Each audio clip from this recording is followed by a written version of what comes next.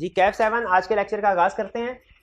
आज के लेक्चर में लेक्चर नंबर 7 है और हम स्टडी करने जा रहे हैं नया concept regulators of companies in Pakistan. इससे पहले हमने क्या कंसेप्ट पढ़े हुए हैं?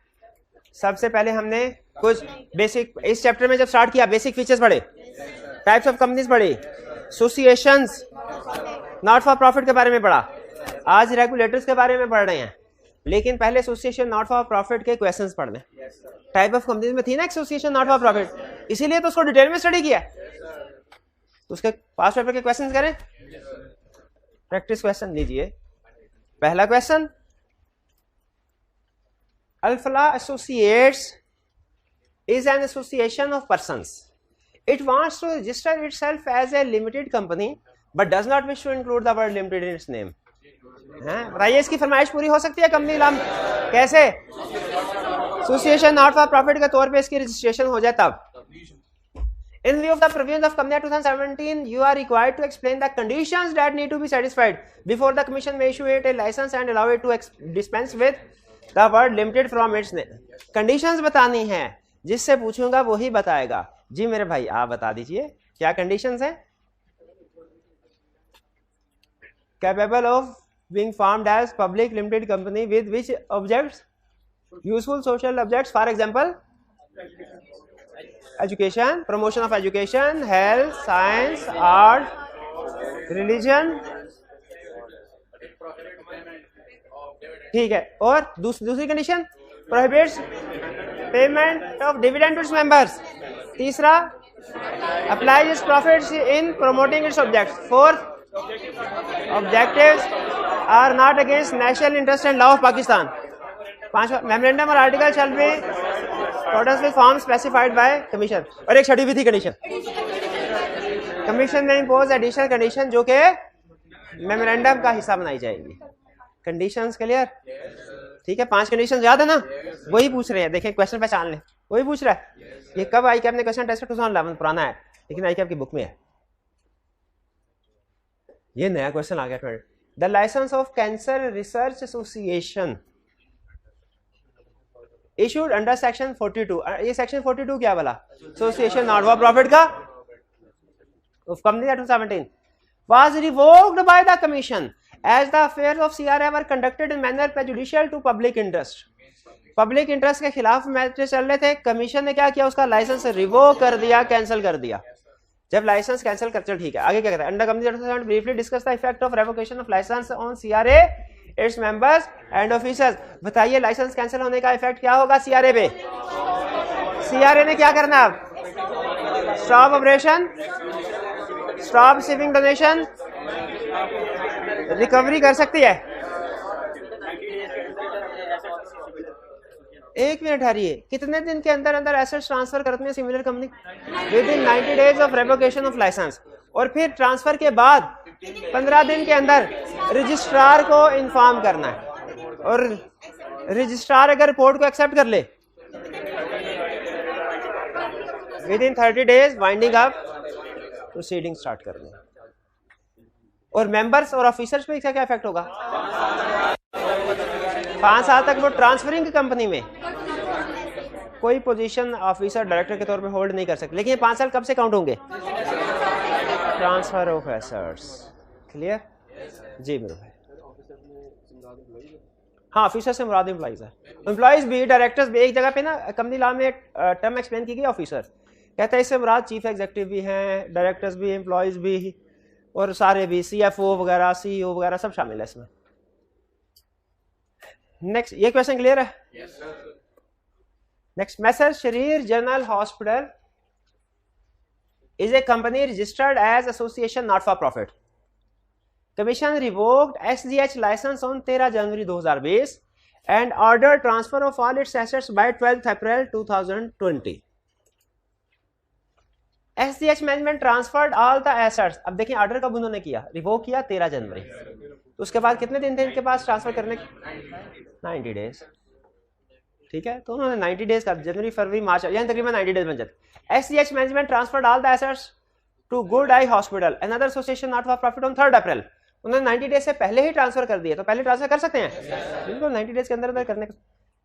Required specify the period for which members and officers of SGH will not be eligible to hold any of. अच्छा, पहले जनरल प्रोविजन लिखनी है, फिर उसके बाद स्पेसिफिक डेट्स लिखनी है। जनरल प्रोविजन क्या है? 5 year from date of transfer of assets. यहाँ पे date of transfer of assets क्या है? 3 अप्रैल। इसका मतलब है इससे 5 साल बाद तक, यानी 2 अप्रैल 2025 तक। 2 अप्रैल 2025 तक ये गुड आई हॉस्पिटल में कोई ऑफिस होल्ड नहीं कर सकता। ऑफिस होल्ड करने का मतलब क्या है? किसी पोजीशन पे काम नहीं कर सकते। कोई एम्प्लॉय हो, सीएफओ, सीईओ, किसी पोजीशन पे काम नहीं कर सकते। चलिए, ये थे हमारे क्वेश्चंस, ये तो हो गए कंप्लीट जी। प्रोजेक्टर बंद कर दीजिएगा जी। अब इसके बाद चलते हैं हम अपने कंसेप्ट्स की तरफ। प्रीवियस लेक्चर में एक कंसेप्ट रह गया था, सिंगल मेंबर कंपनी वाला। सिंगल मेंबर कंपनी, ये रिमोट के पास है प्रोजेक्टर का। सिंगल मेंबर कंपनी का कंसेप्ट था। सिंगल मेंबर कंपनी कौन सी कंपनी होती है? जिसका एक ही मेंबर और वही उसका डायरेक्टर भी होता है। लेकिन चूंकि ये पर्सन कभी भी मर सकता है, तो एक ही मेंबर होगा। तो जब मरेगा तो इसका मतलब है मेंबर्स की तादाद मिनिमम नंबर से कम हो गई। तो इसीलिए ये पर्सन क्या करता है, लॉ ने कहा है कि आपके लिए जरूरी है कि सिंगल मेंबर कंपनी में जो सिंगल मेंबर है वो अपनी जिंदगी में एक पर्सन को नॉमिनेट कर जाए कि अगर मेरी कभी डेथ होती है तो मेरे बाद ये कंपनी को एज ए ट्रस्टी संभालेगा, एज ओनर नहीं, एज ट्रस्टी। पता है कौन होता है? अमानतदार। अमानत के तौर पे संभालेगा और मेरे जो कानूनी वारिसान है उनको ट्रांसफर कर देगा शेयर्स। सिंगल मेंबर कंपनी में सिंगल मेंबर ने नॉमिनेट करना है किसी एक पर्सन को एज ट्रस्टी। इसका काम क्या होता है ट्रस्टी का या नॉमिनेटेड पर्सन का? कि जब, अच्छा, ये पूरे चलते हुए बिजनेस में कभी नहीं आएगा, जब वो सिंगल मेंबर की डेथ हो जाती है तब आता है। और इसका मकसद क्या होता है कि कंपनी के फेज को संभाले एज ट्रस्टी और जल्द से जल्द सारे शेयर्स लीगल हेयर्स को ट्रांसफर कर दे वाली बात।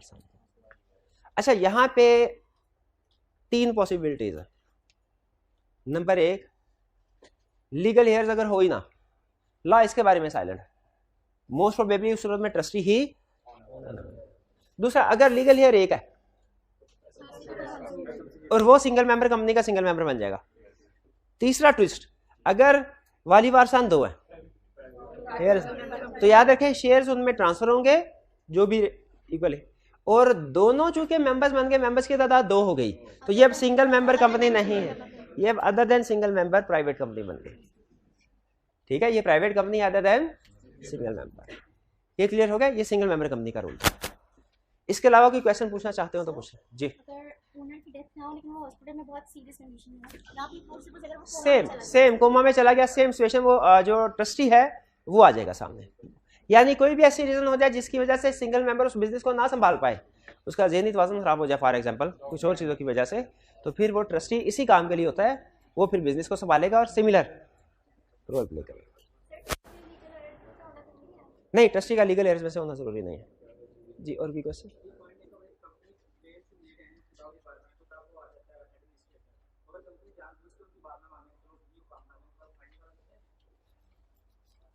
कमीशन ने ये लिखा हुआ है कि अगर कंपनी उन कंडीशंस की वायलेशन करती है जिनके मुताबिक उसे एसोसिएशन फॉर प्रॉफिट का लाइसेंस दिया गया है, तो उससे अपने वाइंडिंग आपके प्रोसीजर वगैरह दूसरी चीज स्टार्ट करनी है। और नीचे एक लाइन लिखी हुई है, अगर एसोसिएशन नॉट फॉर प्रॉफिट ये काम नहीं करती, उसके मेंबर्स डायरेक्टर खुद से ये काम नहीं करते, तो फिर कमीशन के पास पावर है कि वो अपना कोई एडमिनिस्ट्रेटर अपॉइंट करेगा और वो कंपनी के ये सारे मामला जो सारी इसने काम करने हैं वो करेगा। अगर कंपनी जानबूझ के ये स्टेप्स परफॉर्म नहीं करती कि वाइंडिंग अप से बच सके, तो फिर भी एडमिनिस्ट्रेटर जब अपॉइंट होगा आईसीसीबी की तरफ से, वो ये सारी जिम्मेदारियां पूरी करेगा। फिर एडमिनिस्ट्रेटर के अपॉइंट होने पे याद रखिएगा मैनेजमेंट टोटली जीरो हो जाती है। जैसे कभी अगर मार्शल लॉ लग जाए तो जितने भी एमएनएज वगैरह हैं, ये कि पार्लियामेंट है, ये क्या है, पार्क है। ठीक है, तो उसी तरह ये अगर एसईसी पे एडमिनिस्ट्रेटर अपॉइंट कर ले तो कंपनी के अंदर जितने भी ऑफिसर डायरेक्टर्स वगैरह ये क्या है, पार्क। अब सिर्फ उस एडमिनिस्ट्रेटर की ही बात चलेगी।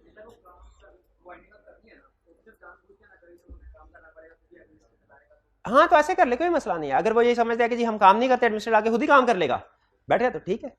एडमिनिस्ट्रेटर को फिर जाहिर है वो कुछ फीस वगैरह देते हैं कंपनी के, वो जो उसका बनता है वो तो उसको मिलेगा। और की क्वेश्चन?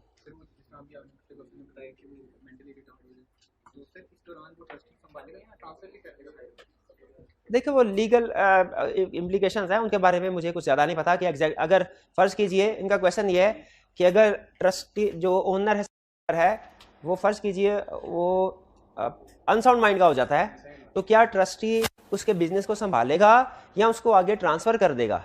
देखिए ये लीगल कंसेप्ट है डिटेल के, कंपनीज एक्ट में इसके बारे में कुछ नहीं लिखा हुआ, ठीक है। मे भी किसी दूसरे लॉ में लिखा हो उसमें कि किसी खास सिचुएशन में वो सिर्फ बिजनेस को संभालेगा, आगे ट्रांसफर नहीं करेगा, लेकिन जब चांसेस बिल्कुल खत्म हो उसके ठीक होने के, फिर शायद उसे ट्रांसफर करने की भी इजाजत मिल जाती हो, वो कंपनी लॉ में नहीं लिखा जाए। ट्रस्टी, हाँ जी, क्या ट्रस्टी एक से ज्यादा हो सकते हैं? नॉर्मली एक ही होता है, लेकिन मेरा ख्याल है शायद हो सकते हैं, मेरा ख्याल एक ही होता है, नॉर्मली एक ही होता है। मैंने जितनी भी केस स्टडीज पढ़ी, एग्जाम्पल्स पढ़ी, उनमें एक ही ट्रस्टी है। और कोई क्वेश्चन? चलिए अब हम स्टडी करते हैं अपना फ्रेश कंसेप्ट। फ्रेश कंसेप्ट क्या है? देखिए अभी तक हमने क्या पढ़ा, हमने बेसिक कंसेप्ट पढ़े, टाइप्स ऑफ कंपनी पढ़ी, और एक टाइप ऑफ कंपनी को डिटेल में स्टडी किया। तो बेसिकली अगर देखा जाए तो हमें सिर्फ बेसिक कंसेप्ट्स ऑफ कंपनी अभी तक पढ़े हैं, टाइप्स ऑफ कंपनीज पढ़े हैं। अब हम जरा कंपनी का देखते हैं कि ये जो कंपनी है ये किसके इशारों पे चलेगी, ये किसके कहने पे चलेगी, इस पे कौन लोग हुक्मरानी करेंगे, किस किस का ऑर्डर, किस किस का हुक्म इसके ऊपर चलेगा। इनको कहते हैं रेगुलेटर्स। रेगुलेटर्स कौन सा है? जिनका हुक्म कंपनी पे चलता है, रेगुलेटर्स। ये रेगुलेटर्स है दो तरह के, पहले आपको ओवरव्यू दे दो फिर डिटेल में पढ़ेंगे। रेगुलेटर, ये गौर से सुनिएगा ये कंसेप्ट, रेगुलेटर्स है दो तरह के। किसके रेगुलेटर्स? कंपनी के। एक है एक्सटर्नल रेगुलेटर्स, एक्सटर्नल यानी बाहर की पार्टीज, और इंटरनल। बाहर की पार्टीज कौन कौन सी हैं? तीन, रजिस्ट्रार, SECP या जिसे कमीशन भी कहते हैं, या जिसे securities and exchange commission of Pakistan भी कहते हैं।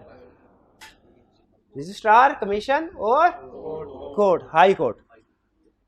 कोर्ट के अगर कमीशन के साथ मामला गड़बड़ हो, तय ना पाए, तो कोर्ट में जा सकते, कोर्ट वाले कुछ ना कुछ फैसला कर देंगे। तीन parties external, registrar, SECP, court, ठीक है। अभी हमें नहीं पता रजिस्ट्रार कौन है, क्या करता है, कमीशन कौन है, क्या करता है, कोर्ट कौन है, क्या, अभी नहीं पता, लेकिन हमें इतना पता चल गया ये पार्टीज होते हैं। इंटरनल पार्टीज, इनको थोड़ा डिटेल में स्टडी करवाता हूं क्योंकि एक्सटर्नल थोड़ी देर बाद पढ़ना है। कंपनी के अंदर कौन सी पार्टीज है जो कंपनी को कंट्रोल करती हैं? दो, एक है मेंबर, एक है डायरेक्टर्स। ये है मालिकान, ये जो उनको रन करना है, एम्प्लॉइज, मैनेज करने वाले, ठीक है। बाज़ औक़ात मेंबर सीट डायरेक्टर भी हो सकते हैं। बहरहाल हम इनको सेपरेट पढ़ रहे हैं, मेंबर्स, डायरेक्टर। ये दो अथॉरिटीज हैं जो विद इन द कंपनी को मैनेज करते हैं। मेंबर्स कंपनी को कैसे चलाते हैं? कंपनी के बारे में फैसले करते हैं। फैसले कहाँ करते हैं? अपनी मीटिंग्स में। मेंबर्स की मीटिंग्स को क्या कहा जाता है? जनरल मीटिंग, ये ज़हन में रखें। मेंबर्स की मीटिंग्स को क्या कहा जाता है? General meeting, GNERAL, general meeting. General meeting का मतलब शेयर होल्डर्स या मेंबर्स की मीटिंग। शेयर होल्डर्स की मीटिंग होगी, इसमें कुछ फैसले भी होंगे, जाहिर है, और वो फैसले कंपनी के बारे में होंगे। ये फैसले दो तरह के हो सकते हैं। कुछ फैसले ऐसे हैं जो सिंपल मेजोरिटी से किए जाते हैं, कुछ फैसले ऐसे हैं जो 3/4 मेजोरिटी से किए जाते हैं। मेंबर्स की मीटिंग को क्या कहते हैं? जनरल मीटिंग में जो फैसले होते हैं वो कितनी तरह के हैं? दो तरह के। कुछ फैसले सिंपल मेजोरिटी से किए जाते हैं, यानी 50% से ज्यादा मेजोरिटी से, और कुछ फैसले हैं 3/4 मेजोरिटी से किए जाते हैं। जो फैसले सिंपल मेजोरिटी से किए जाते हैं उन्हें कहते हैं ऑर्डिनरी रेजोल्यूशन, और जो 3/4 मेजोरिटी से किए जाएं स्पेशल रेजोल्यूशन। रेजोल्यूशन का मतलब होता है डिसीजन। आम जुबान में हम जिसे डिसीजन कहते हैं ना, उसे लॉ की लैंग्वेज में रेजोल्यूशन कहते हैं। तो ऑर्डिनरी रेजोल्यूशन से मुराद ऐसा डिसीजन जो सिंपल मेजोरिटी की बेस पे हुआ है, और स्पेशल रेजोल्यूशन से मुराद 3/4। अगर आपने इससे पहले बिजनेस लॉ में पार्टनरशिप का टॉपिक पढ़ा हो तो आपको याद होगा पार्टनरशिप में अक्सर फैसले मेजोरिटी की बेस पे होते थे, लेकिन कुछ फैसले ऐसे होते थे जो ऑल पार्टनर्स की कंसेंट से होते थे। उसी तरह कंपनी के केस में अक्सर फैसले, जो कई फैसले वो ऑर्डिनरी रेजोल्यूशन की बेस पे होंगे, सिंपल मेजोरिटी की बेस पे, लेकिन कुछ फैसले ऐसे हैं जो 3/4 मेजोरिटी की बेस पे होंगे। जो फैसले सिंपल मेजोरिटी की बेस पे होते हैं उन्हें क्या कहते हैं? और जो 3/4 मेजोरिटी से, फर्ज कीजिए लॉ ने एक मैटर में ये कहा हुआ है कि अगर डिविडेंड अप्रूव करना है तो सिंपल मेजोरिटी से ऑर्डिनरी रेजोल्यूशन रिक्वायर्ड है, तो 100 अगर टोटल मेंबर्स है, कितने अप्रूव करें? 50 नहीं, 51। और अगर स्पेशल रेजोल्यूशन चाहिए 75 मेंबर्स का एग्री होना जरूरी है। तो ये है ऑर्डिनरी रेजोल्यूशन। और रेजोल्यूशन का मतलब क्या? डिसीजन जो कहाँ होगा? जनरल मीटिंग में। ठीक है। अच्छा, इसमें आगे चल के हम स्टडी करेंगे प्रेजेंट मेंबर्स के सिंपल मेजोरिटी रिक्वायर्ड है। ये हर present, in person, in proxy ये लिखा हुआ है, लेकिन इसको हम आगे फर्दर बाद में स्टडी करेंगे। आप फिलहाल इसको याद कर लीजिएगा कि प्रेजेंट, इन पर्सन, और थ्रू प्रॉक्सी और पोस्टल बैलेट। हाँ, वीडियो लिंक से। स्पेशल रेजोल्यूशन के लिए लाजमी है 21 दिन का नोटिस दिया जाए। वैसे नॉर्मली ऑर्डिनरी रेजोल्यूशन जिन मीटिंग में पास होती है उनका भी 21 डेज का नोटिस ही होता है, लेकिन उसे खास तौर पे स्पेशल रेजोल्यूशन में इसको मेंशन किया है। कुछ समझ आई? कंपनी के अंदर एक्सटर्नल रेगुलेटर कितने हैं? 3। कौन कौन से? Registrar, commission, court. इंटरनल कितने हैं? 2। कौन कौन से? मेंबर और डायरेक्टर। मेंबर्स ओनर है। मेंबर जो कंपनी के बारे में फैसले करेंगे कहां करेंगे? जनरल मीटिंग में। जो जनरल मीटिंग होगी इसमें जो रेजोल्यूशंस पास होती हैं, यानी जो डिसीजंस किए जाते हैं, वो 2 बेसिस पे। कुछ मामलात के ऊपर लॉ कहता है ऑर्डिनरी रेजोल्यूशन पास होगी, कुछ मामलात के ऊपर लॉ कहता है स्पेशल रेजोल्यूशन पास होगी। अब किन में ऑर्डिनरी, किन में स्पेशल रेजोल्यूशन, ये लॉ की मर्जी है, उसने बताया हुआ है, कंपनी की अपनी मर्जी नहीं होती। और ऑर्डिनरी रेजोल्यूशन पास करना निस्बतन आसान है स्पेशल रेजोल्यूशन की निस्बत। क्यों? ऑर्डिनरी रेजोल्यूशन के लिए सिंपल मेजोरिटी चाहिए, स्पेशल रेजोल्यूशन के 3/4 मेजोरिटी विद 21 डेज नोटिस। ये इंटरनल क्लियर। अच्छा, और डायरेक्टर्स की मीटिंग को क्या कहते हैं? शेयर होल्डर्स की मीटिंग को कहते हैं जनरल मीटिंग। डायरेक्टर्स की मीटिंग को क्या कहते हैं? बोर्ड मीटिंग या बीओडी मीटिंग भी कह सकते हैं, या डायरेक्टर्स मीटिंग भी कह सकते हैं, लेकिन नॉर्मली क्या कहते हैं? Board meeting. बोर्ड मीटिंग में जितने भी फैसले होते हैं वो सिंपल मेजोरिटी की बेस पे होते हैं। अच्छा, एक और चीज बता दूं, मेंबर्स की मीटिंग में डिफरेंट मेंबर्स होते हैं ना, किसी मेंबर के वोटिंग राइट्स कम होते हैं, किसी के ज्यादा होते हैं।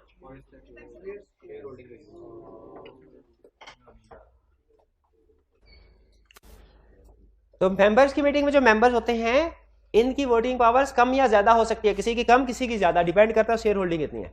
डायरेक्टर्स की मीटिंग में हर डायरेक्टर की वोटिंग पावर इक्वल होगी, सेम होगी, 1 होगी। डायरेक्टर्स की मीटिंग में जो डिसीजन होता है वो सिंपल मेजोरिटी की बेस पे होते हैं। हाँ, डायरेक्टर्स चूंकि डे टू डे बेसिस पे ऑफिस पे नहीं आते, इसीलिए ये अपना एक रिप्रेजेंटेटिव अपॉइंट कर दिया करते हैं, जिसे कहते हैं चीफ एग्जीक्यूटिव। तो चीफ एग्जीक्यूटिव डायरेक्टर्स के बिहाफ पे डे टू डे बेसिस पे कंपनी को रन करता है। डायरेक्टर्स हर महीने, 2 महीने, 3 महीने बाद आके चीफ एग्जीक्यूटिव से हिसाब किताब ले लेते हैं उसका। तो बताइए, डायरेक्टर्स ऊपर पोजीशन पे है या चीफ एग्जीक्यूटिव? बताइए, आगे चल के एक टॉपिक हम स्टडी करेंगे, removal of director and chief executive. बताइए, क्या डायरेक्टर चीफ एग्जीक्यूटिव को रिमूव कर सकते हैं? क्या चीफ एग्जीक्यूटिव डायरेक्टर को रिमूव कर सकता है? क्या डायरेक्टर दूसरे डायरेक्टर को रिमूव कर सकता है? चीफ एग्जीक्यूटिव को कौन रिमूव कर सकता है? डायरेक्टर्स को कौन रिमूव कर सकता है? मेंबर। शाबाश।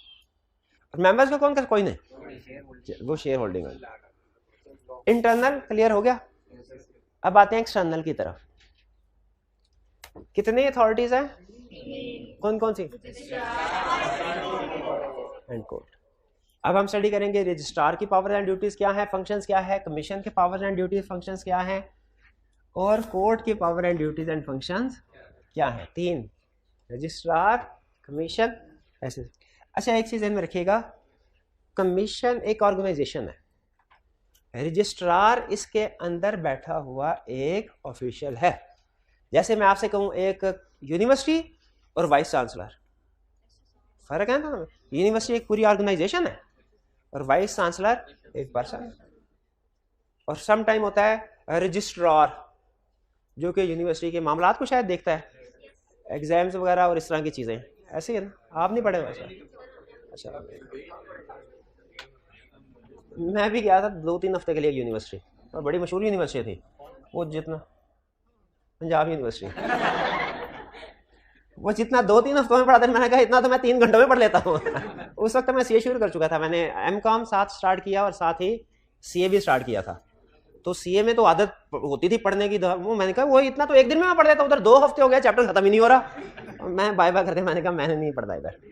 तो बहरहाल तो रजिस्ट्रार नहीं, अगर आप चार्टर्ड अकाउंटेंट हैं तो आपको इक्विवेलेंट सर्टिफिकेट मिलता है एमकॉम के इक्विवेलेंट। तो मैंने वो छोड़ दिया था एमकॉम, लेकिन इसके बावजूद भी एमकॉम का इक्विवेलेंट सर्टिफिकेट पड़ा हुआ मेरे पास। चलिए आगे चलते हैं। रजिस्ट्रार, कमीशन और कोर्ट। रजिस्ट्रार कौन है? कमीशन एक ऑर्गेनाइजेशन, उसके अंदर बैठा हुआ एक ऑफिसर, जिसका काम क्या है? इसका सबसे बड़ा काम एक ही है जिसकी वजह से इसका नाम पड़ा है, क्या? कंपनीज को रजिस्टर करना, रजिस्टर कर। यूं समझ लीजिए कंसेप्ट बिल्ड करने के लिए ये सबऑर्डिनेट है और ये इसका बॉस है, ठीक है? ये इस्लामाबाद में होता है, ये जगह जगह होता है, मतलब इसके सब ऑफिसेज हैं, सब ऑफिसेज में ये बैठा होता है। अच्छा, रजिस्ट्रार क्या है? जिसका काम है कंपनीज को रजिस्टर करना। रफ कंसेप्ट बताता हूं आपको, रफ कंसेप्ट। कंपनी से रिलेटेड जो day to day routine nature के मामलात होते हैं उन्हें कौन डील करता है? रजिस्ट्रार। और कंपनी से रिलेटेड जो सेंसिटिव, क्रिटिकल, ज्यादा इंपॉर्टेंस वाले मामलात होते हैं उन्हें कौन डील करता है? SSC, commission. और अगर कभी कंपनी का और कमीशन का झगड़ा हो जाए, कमीशन के फैसले से कंपनी मुतमिन नहीं है, तो कोर्ट में जा सकते हैं, उस सूरत में कोर्ट आता है। ज्यादातर हमारा जो, वैसे तो वास्ता पूरे सिलेबस में हमारा 3 से पढ़ा करेगा, तो यूं समझिए एक तरह से मैं आपको आपके सिलेबस का ओवरव्यू करवा रहा हूं, पूरे सिलेबस का ओवरव्यू एक तरह से, क्योंकि ये जो कंसेप्ट्स डिस्कस हो रहे हैं ये आगे चल के मुख्तलिफ चैप्टर्स में आएंगे। इनमें चैप्टर 1 के भी कंसेप्ट्स हैं और लास्ट चैप्टर 12 है ना, चैप्टर 12 के भी कंसेप्ट्स, हर चैप्टर में दरमियान में से भी कुछ कुछ कंसेप्ट्स हैं। तो ये एक तरह से यूं समझिए कि आपको पूरा सिलेबस का ट्रेलर दिखाने लगे हम। रजिस्ट्रार के फंक्शंस क्या है? सबसे पहला काम क्या है रजिस्ट्रार का?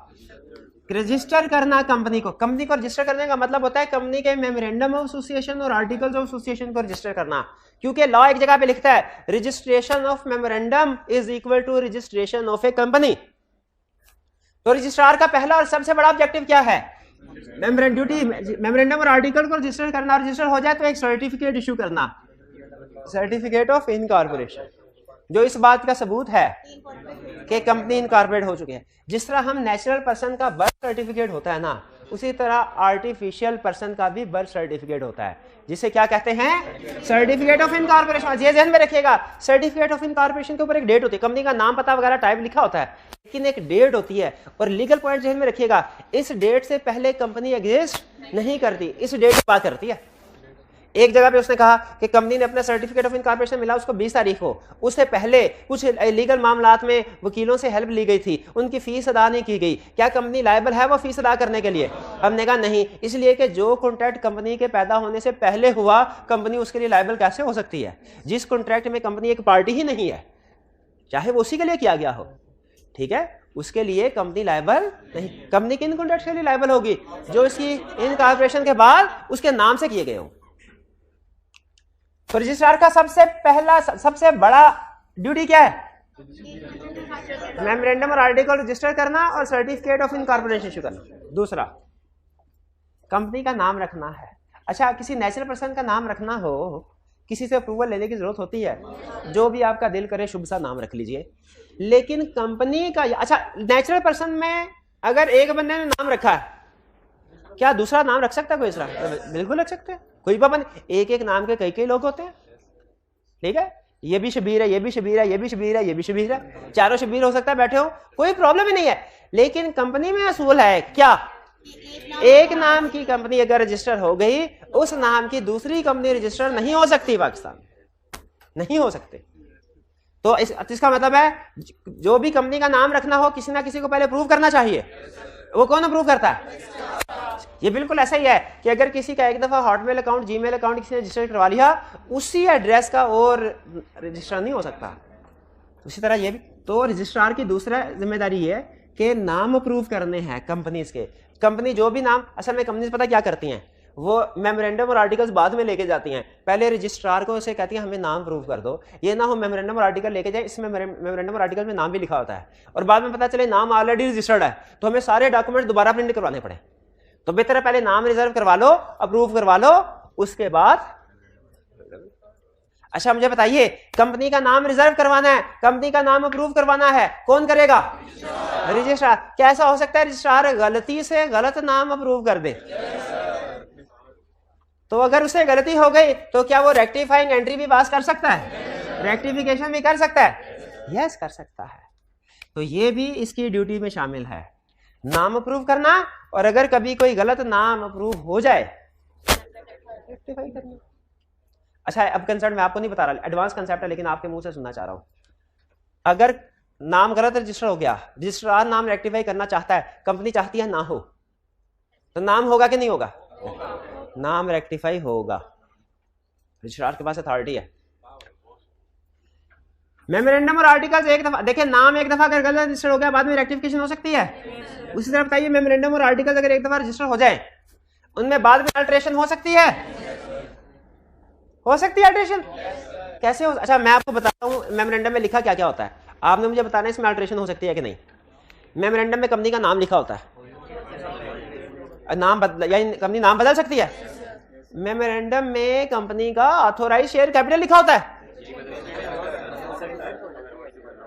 इसका मतलब है ऑथोराइज शेयर कैपिटल बढ़ाना है तो मेमोरेंडम की अल्टरेशन करानी पड़ेगी। अच्छा सोचते थे। और मेमोरेंडम में लायबिलिटी लिखी होती है, लायबिलिटी ऑफ मेंबर्स लिखी होती है, ये भी चेंज हो सकती है, चेंज करवानी होगी तो। और मेमोरेंडम में लिखा होता है कंपनी का रजिस्टर्ड ऑफिस कहाँ होगा,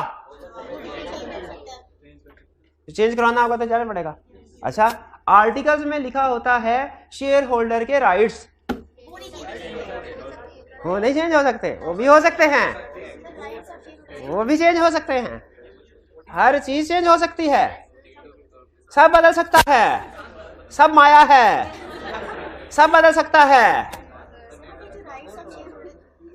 कल इधर कोई और बंदा बैठा था, आज कोई और बैठा हुआ है, बदल गया है, वजीर है तो बदल गया है, सब बदल सकता है, ये ध्यान में रखिएगा। तो शेयर होल्डर के राइट्स बदल सकते हैं, बिल्कुल बदल सकते हैं। अच्छा शेयर आर्टिकल्स के अंदर 3 बातें लिखी होती है, क्या? Limits the number of members to 50, restricts the right to transfer its share, prohibits invitation to general public to subscribe for shares. ये आर्टिकल्स में 3 कंडीशन लिखी होती हैं, क्या ये रिमूव हो सकती हैं? अभी कलप के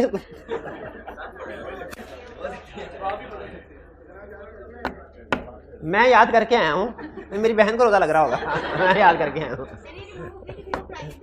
हाँ प्राइवेट, इसका मतलब ये हुआ कि प्राइवेट कंपनी से पब्लिक कंपनी में भी कन्वर्ट हो सकती है। शाबाश शाबाश। तो प्राइवेट कंपनी से अगर पब्लिक कंपनी में कन्वर्ट करना है तो क्या करना होगा? शाबाश, आर्टिकल्स के अंदर तीनों कंडीशन रिमूव कर दें, इनको उड़ा दें। भाई क्लियर हो गया? अब ये बातें समझ आ रही है आपको कि रजिस्ट्रार ने और आर्टिकल को रजिस्टर करना है और सर्टिफिकेट ऑफ इनकॉर्पोरेशन इशू करना है। फिर रजिस्ट्रार की ड्यूटी में शामिल है कंपनी का नाम अप्रूव करना और अगर गलत नाम रजिस्टर है उसको रेक्टिफाई करना। फिर रजिस्ट्रार की जिम्मेदारी है कि अगर कंपनी ने मेमोरेंडम या आर्टिकल्स में अल्टरेशन करवानी हो तो वो भी करवा, और वो अल्टर करेगा। इसका मतलब है मेमोरेंडम और आर्टिकल्स में अल्टरेशन करवानी हो किसके पास जाना है? To issue certificate of commencement of business. अच्छा मुझे ये बताइए कि एक है बर्थ सर्टिफिकेट जो इस बात का सबूत है क्या क्या पैदा हो गए कि नहीं, इस बात लीगल सबूत है, प्रूफ है इस बात का। एक है आईडी कार्ड जो 18 साल की उम्र में बनता है, ठीक है, जो इस बात का सबूत है कि अब आप बड़े हो गए, समझदार हो गए हैं, कुछ ऐसे लीगल काम जो आप पहले नहीं कर सकते थे अब कर सकते हैं, अब कर सकते हैं।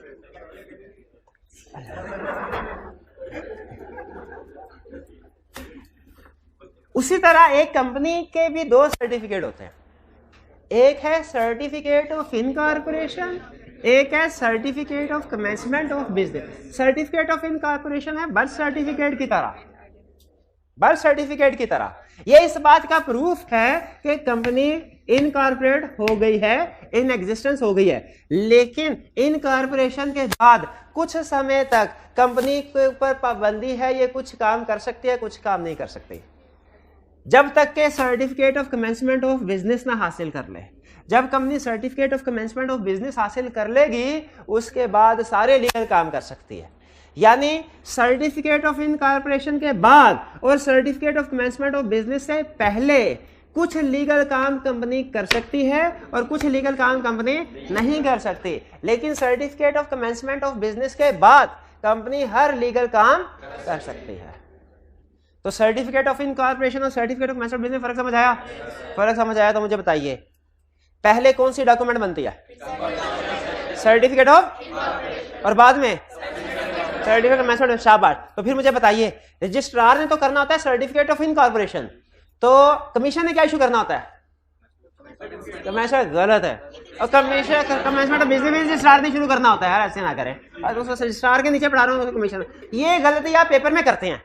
जो रजिस्ट्रार के करने वाला काम होता है वो कमीशन से करवा लेते हैं, और जो कमीशन से करवाने वाला काम होता है वो रजिस्ट्रार से करवा लेते हैं। तो ये नहीं करना।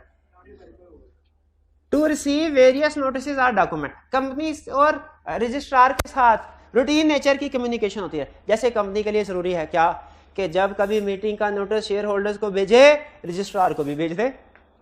कंपनी के लिए जरूरी है क्या जब कभी फाइनेंशियल स्टेटमेंट शेयर होल्डर्स को भेजे तो रजिस्ट्रार को भी भेज दे। ठीक है, ये रूटीन नेचर के मामला जो हैं ये कंपनी और रजिस्ट्रार के दौरान में चलते रहते हैं। जैसे कंपनी के ऊपर लाजिम है कि जब कभी स्पेशल रेजोल्यूशन पास करे तो उसकी कॉपी रजिस्ट्रार को भी, रूटीन नेचर के मामला। तो रूटीन लाइफ में रजिस्ट्रार और कंपनी के दौरान वेरियस डॉक्यूमेंट्स और नोटिसेस शेयर होते रहते हैं। कंपनी रजिस्ट्रार को रूटीन नेचर के डॉक्यूमेंट सेंड करती रहती है। ठीक है, फिर extension of annual general meeting. General meeting आपको पता क्या होती है? शाबाश, शेयर होल्डर्स की मीटिंग। शेयर होल्डर की मीटिंग के डिफरेंट टाइप्स हैं। एनुअल जनरल, जो एक मीटिंग हुआ है जो हर साल होती है, एनुअल जनरल मीटिंग, और दो मीटिंग्स हैं जो हर साल नहीं होती, कभी कभार होती हैं। उन्हें हम कुछ और कहते हैं, उन्हें हम एनुअल जनरल मीटिंग नहीं कहते। तो जनरल मीटिंग की कितनी टाइप्स हैं? 3 टाइप्स हैं। एक वो मीटिंग जो हर साल होती है उसे क्या कहते हैं? एनुअल जनरल मीटिंग या एजीएम। एक वो मीटिंग जो कभी कभार होती है उसे कहते हैं एक्स्ट्रा ऑर्डिनरी जनरल मीटिंग। और एक वो मीटिंग जो जिंदगी में सिर्फ एक बार होती है, कंपनी की जिंदगी में सिर्फ एक बार होती है, वो होती है स्टैट्यूटरी मीटिंग। Statutory meeting. लेकिन हम किस मीटिंग की बात कर रहे हैं? जो हर साल होती है। अच्छा, कंपनी की मर्जी है, जब मर्जी कंडक्ट करवा लें, या लाने कोई टाइम दिया होगा? शायद जैसे 4 महीने दिए हो कि कंपनी के लिए जरूरी है अपना ईयर एंड खत्म होने के 4 महीने के अंदर अंदर एजीएम कंडक्ट करवाए। कंपनी के लिए जरूरी है कि अपना ईयर एंड खत्म होने के 4 महीने के अंदर अंदर, ईयर एंड क्या होता है? जैसे 30 जून है या 31 दिसंबर है, आसानी के लिए हम 31 दिसंबर के एग्जांपल लेके चला करेंगे पूरे सिलेबस में। कंपनी का ईयर एंड 31 दिसंबर है, इसका मतलब है इसने 4 महीने या 120 दिन कर लें। कितने? जनवरी, फरवरी, मार्च, अप्रैल, कोई 28 अप्रैल के आसपास, 28 अप्रैल के आसपास एजीएम, यानी इस 28 अप्रैल तक एजीएम कंडक्ट। लेकिन अगर कभी प्रॉब्लम हो, लोड शेडिंग वगैरह ज्यादा हो जाए और एजीएम कंडक्ट ना हो पाए 28 अप्रैल तक, अब एक्सटेंशन चाहिए, क्या एक्सटेंशन हो सकती है? कौन करेगा? लेकिन इसके आगे क्या लिखा हुआ है? मतलब अनलिस्टेड कंपनी की एजीएम में एक्सटेंशन चाहिए तो वो करेगा रजिस्ट्रार, और अगर लिस्टेड की चाहिए तो देखते हैं एससीसीबी में लिखा हुआ कि नहीं लिखा हुआ। 6, हाँ, extension of AGM listed company. Unlisted इधर, लिस्टेड उधर। अब एग्जाम में लिस्टेड पूछेगा, आप कहेंगे रजिस्ट्रार के पास जाओ एक्सटेंशन लेने के लिए। अनलिस्टेड पूछेगा, आप कहेंगे कमीशन के पास जाओ। कहेंगे ना? कहेंगे, आप कहेंगे। To call officer for information and explanation. अगर रजिस्ट्रार को इतला मिले कि कोई मनी लॉन्ड्रिंग हो रही है, तो जैसे एफआईए वगैरह एजेंसी के पास अथॉरिटी होती है ना, दफ्तर पे छापा मार लेते हैं। ठीक है, दफ्तर पे छापा मार लेते, ऑफिसर से इन्वेस्टिगेशन करते हैं और ज़रूरत पड़े तो सारा बुक सीज करके साथ ले जाते हैं। यही सारी पावर रजिस्ट्रार के पास भी हैं। अगर उसे पता चले कि कंपनी कोई गड़बड़ में इन्वॉल्व है, फ्रॉड में, तो रजिस्ट्रार के पास पावर्स है क्या, वो ऑफिसर्स को बुला के उनसे इन्वेस्टिगेशन, इंफॉर्मेशन, एक्सप्लेनेशन ले सकता है कि भाई क्या चल रहा है कंपनी में। और अगर उसकी तसल्ली ना हो तो वो जाके बुक्स को इंस्पेक्ट भी कर सकता है। इंस्पेक्ट का मतलब है वहीं पढ़े पढ़े बुक्स को देख ले, सीज का मतलब है अपने कब्जे में कर ले, अपने ऑफिस में ले आए कि उधर जाके डिटेल में देखूंगा। और to keep record of mortgage and charges. Mortgage and charges क्या होते हैं? अगर नेचुरल पर्सन किसी से उधार लेता है, इसको इन्होंने इस भाई से उधार ले लिया, क्या इन्हें किसी को बताने की जरूरत है कि मैंने उधार लिया हुआ है? नहीं जरूरत। लेकिन कंपनी के लिए लाजमी है कि वो किसी भी बैंक से जब उधार ले, उसके बदले में जो भी मॉर्टगेज, प्लेज वगैरह जो भी जमानत के तौर पर लिखवाएं, तो वो किसी को बताए। किसको बताए? और रजिस्ट्रार अपने पास एक रिकॉर्ड रखेगा कि किस कंपनी ने कब कब किस बैंक से लोन लिए हैं और सिक्योरिटी में क्या चीजें रजिस्टर करवाई हुई हैं। ये क्लियर हुआ? रिकॉर्ड एक दफा, चार से छोटे मोटे नॉमिनल होते हैं, एक दफा आप इनको पढ़ लीजिए और मुझे बताइए कि क्या समझ आ गई आपको।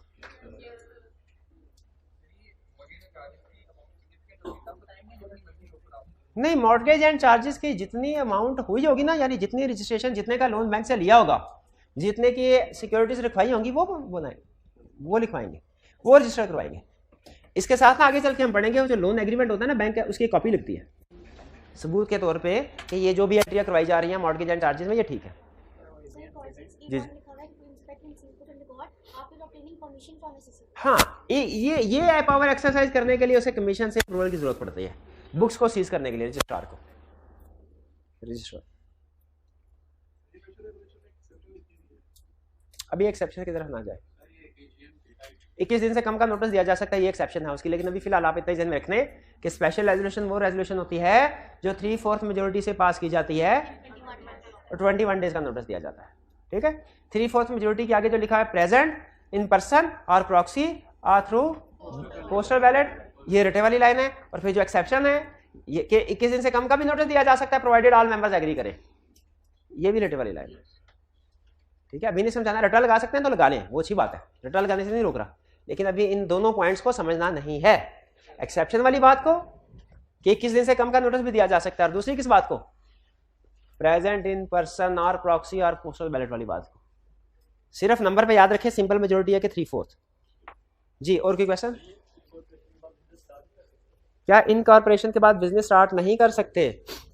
कुछ एक्टिविटीज कर सकते हैं, कुछ नहीं कर सकते। कुछ एक्टिविटीज कर सकते हैं, कुछ नहीं कर सकते, लेकिन certificate of commencement of business के बाद हर एक्टिविटी कर सकते हैं।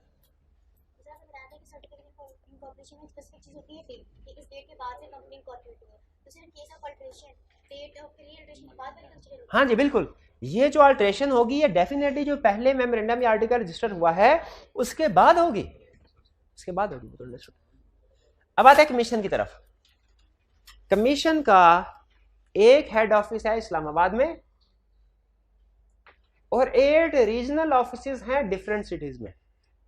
एक तो हर प्रोविंस का जो प्रोविंशियल कैपिटल है उसमें है, SECP का एक तो हेड ऑफिस है इस्लामाबाद में, और फिर रीजनल ऑफिसेज हैं। रीजनल ऑफिस कहाँ कहाँ है? एक कराची है, लाहौर है, पेशावर, क्वेटा, सखर, फैसलाबाद, मुल्तान, और एक शायद इस्लामाबाद में भी रीजनल ऑफिस भी है शायद।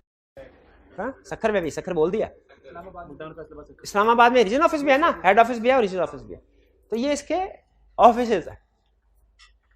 कमीशन ये असल में इसलिए उसने डिफरेंट रीजनल ऑफिसेज बनाए ताकि पाकिस्तान में जिन जिन शहरों में ज़्यादा कंपनीज रजिस्टर होती है ना, वहाँ पे कंपनीज को ये सर्विसेज उनके करीब तरीन जगह पे मिल सके, इसीलिए रीजनल ऑफिस खुलवाए गए। वरना अगर सिर्फ इस्लामाबाद में होता है तो सारी कंपनीज को कम्युनिकेशन के लिए इस्लामाबाद में करना पड़ता। क्या क्या फंक्शन ड्यूटीज हैं? सबसे पहला to register association not for, देखिए बाकी की कंपनीज कौन रजिस्टर करवाता है? बाकी की कंपनीज को कौन रजिस्टर करवाता है? लेकिन एसोसिएशन नॉट फॉर प्रॉफिट को ठीक है। नेम कंपनी का कौन कंफर्म करता है? लेकिन नाम में कुछ अल्फाज ऐसे हैं जो अगर आपने रखने हो ना तो कमीशन से अप्रूवल की जरूरत पड़ती है। फॉर एग्जाम्पल ऐसा नाम जो गवर्नमेंट के साथ कोई कनेक्शन जोड़ता हो आपका, ठीक है, गवर्नमेंट के साथ, जैसे नेशनल बैंक ऑफ पाकिस्तान नाम से पता चलता है ना आपको कि ये नेशनल, इसका गवर्नमेंट से कोई ताल्लुक है, इसकी इजाजत दी है। लेकिन अगर आप स्टेट बैंक ऑफ पाकिस्तान है, लेकिन अगर आप यूं कहे state steel state cement company, state steel company, ओ जी हाँ, तो आर्मी भी गवर्नमेंट की है। तो इसी तरह कुछ नाम, कुछ अल्फाज अगर आप कंपनी के नाम के साथ जोड़ना चाहते हैं, उसके लिए खास नाम कमीशन की जरूरत पड़ेगी। यानी अगर आपने रेगुलर नाम रखना है ना अपनी कंपनी का तो डायरेक्ट रजिस्ट्रार के पास जाए, लेकिन अगर आपने कोई स्पेशल नाम रखना है जो गवर्नमेंट के साथ आपका कनेक्शन शो करवाता हो तो फिर कमीशन से पहले अप्रूवल लेंगे, फिर रजिस्ट्रार के पास अप्रूवल लेके जाके कहेंगे अब रजिस्टर कर दो। रजिस्ट्रार अप्रूवल देखेगा तो रजिस्टर कर देगा, बताएं। लेकिन ये जहन में रखिएगा, ये अप्रूवल हर एक को नहीं मिलती, ये सिर्फ गवर्नमेंट के इदारों को ही मिलती है जो कंपनी के तौर पर रजिस्टर होना चाहते हैं। आप अगर चाहते हैं ना स्टेट बैंक ऑफ पाकिस्तान की तरह कोई इस तरह का नाम रख लें तो नहीं रखा जा सकता, ठीक है। जैसे नॉर्मली वर्ड अथॉरिटी जो होता है ये गवर्नमेंट ऑर्गेनाइजेशन के साथ के नाम के साथ बोला जाता है।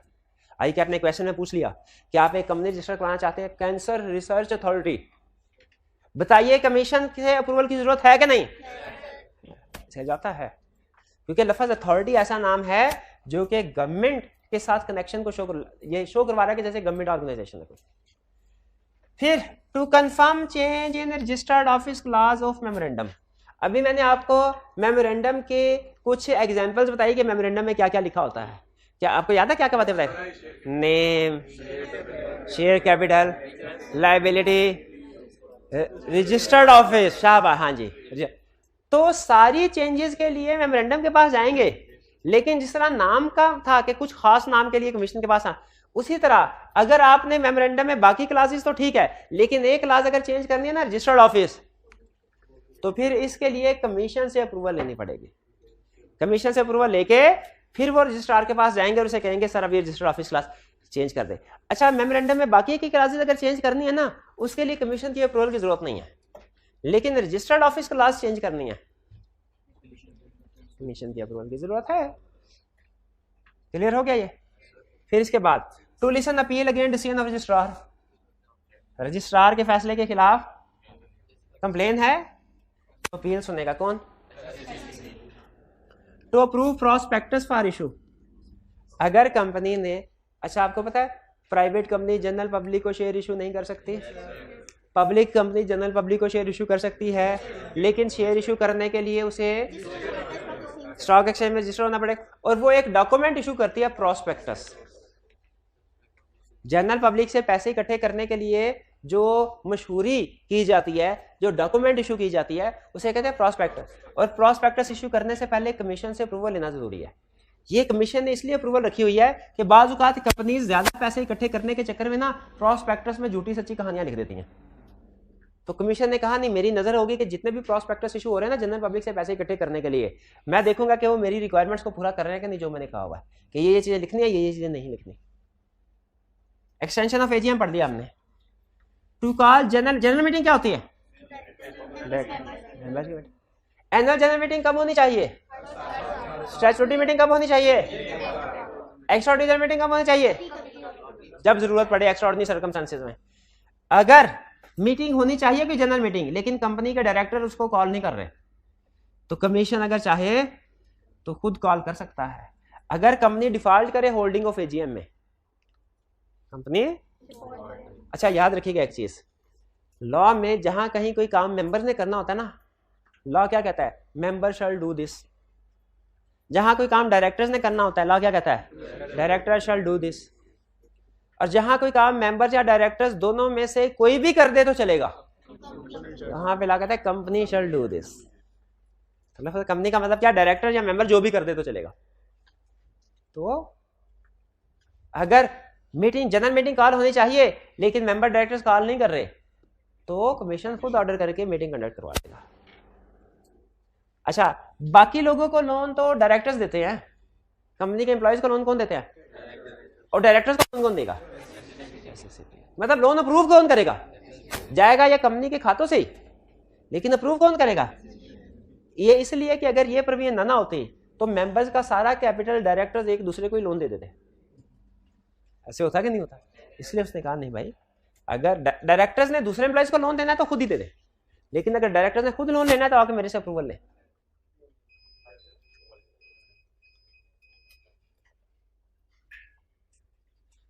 रेडी? चल रहा कैमरा? चल रहा? Okay, approve loan to directors. Clear हो गया जी? अच्छा, इसका मतलब ये हुआ हमने रजिस्ट्रार की पावर पढ़ ली। अब किसकी आगे? कोर्ट की पावर का तो क्या ही कहना, कोर्ट जो चाहे कर सकती है, कोर्ट जो। लेकिन हमारे कंपनी लॉ में, हमारे सिलेबस के अंदर तीन चीजें हैं जो कोर्ट कर सकती है। और भी एक काम है वाइडिंग का पाला, वो भी कोर्ट कर सकती है, वाइडिंग का पाला वो भी कर सकती है। लेकिन मैंने वो एग्जांपल नहीं यहाँ पे लिखी एक खास रीजन की वजह से। ये तीनों एग्जांपल मिलते, इनकी सिचुएशन मिलते जुलते हैं। कोर्ट अगर चाहे तो नल एंड वाइड करार दे सकती है कि इलेक्शन को, कौन से इलेक्शन को? जो उनकी मर्जी है। लेकिन हमारे कंपनी लॉ के सिलेबस की हद तक डायरेक्टर्स इलेक्शन। कोर्ट चाहे तो नल एंड वाइड करार दे सकती है जिस मर्जी मीटिंग और उसकी प्रोसीडिंग्स को, लेकिन हमारे सिलेबस की हद तक जनरल मीटिंग और इसकी प्रोसीडिंग्स है। ठीक है? हाँ ठीक है। शेयर होल्डर के राइट्स को वेरी किया जा सकता है, बिल्कुल किया जा सकता है। लेकिन अगर कोई शेयर होल्डर नाराज है, ओके, मैंने शेयर होल्डर के राइट्स को वेरी नहीं करना था, तो वो कोर्ट के पास जाए तो कोर्ट क्या कर सकती है? Null and wide.